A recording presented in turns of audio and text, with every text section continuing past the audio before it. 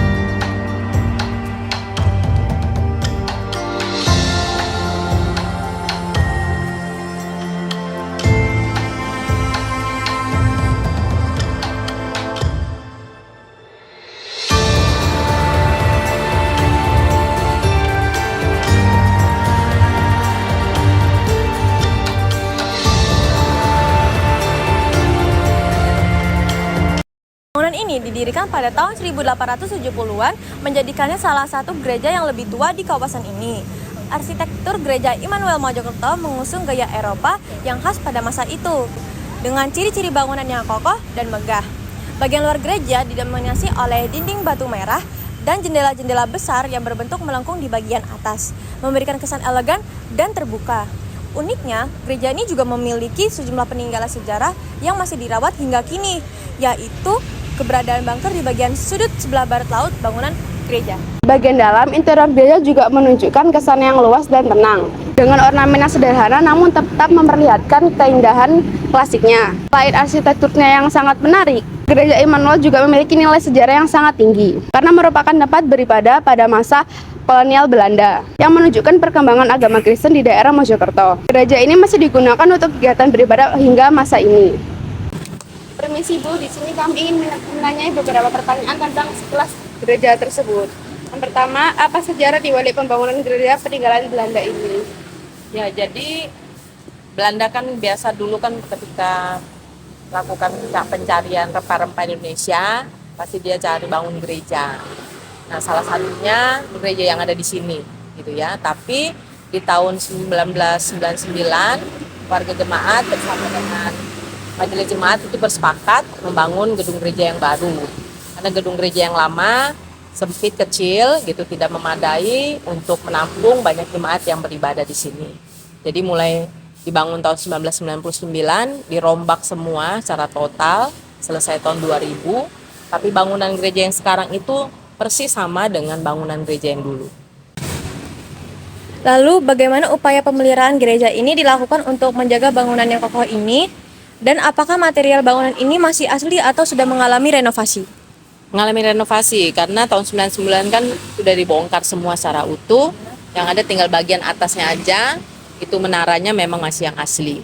Jadi untuk menjaga bangunan gedung gereja ini ya dari subsidi jemaat sendiri, tidak ada bantuan dari luar.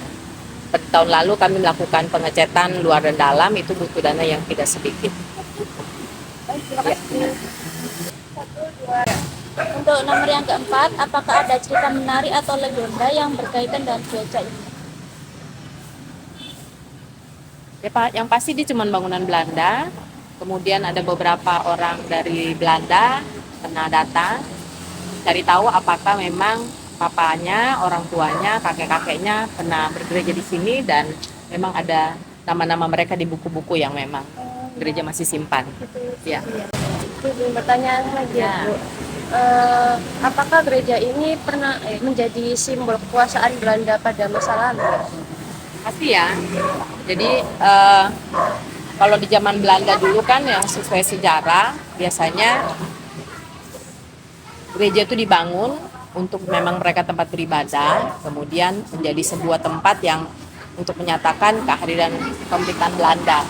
Karena itu kalau gereja-gereja bangunan Belanda, biasanya dia di tengah kota, di sentral, dekat alun-alun dan menjadi nomor 1. Makanya di sini kan alamatnya GPIB Immanuel Mojokerto, Jalan Ayani nomor 1. Ya. Nah, jadi memang sentral ya tempatnya ya. Pusat ya. Dan apakah gereja ini pernah mengalami kerusakan akibat perang atau bencana alam?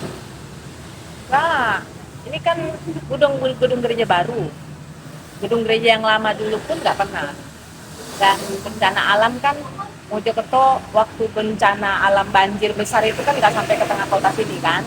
Ya, jadi masih aman. Cuma memang kalau sekarang aja pekarangan kalau hujan suka banjir, tapi tidak merusak gedung gereja. Baik. Dan secara tentang bangkernya itu gimana, Bu? Ya, jadi kalau peninggalan Belanda yang masih kelihatan banget ya bunker itu ya. Jadi bunker itu seperti kita tahu, biasanya kan dulu zaman pemerintahan Belanda, karena memang masih zaman penjajahan, kemudian ada juga ekspansi dari bangsa-bangsa asing yang mau menguasai Indonesia. Dan pasti pemerintah Belanda membuat tempat persembunyian di mana mereka boleh berlindung, boleh menyatakan bahwa mereka bisa selamat dari misalnya ada bom, ada orang menyerbu dan sebagainya.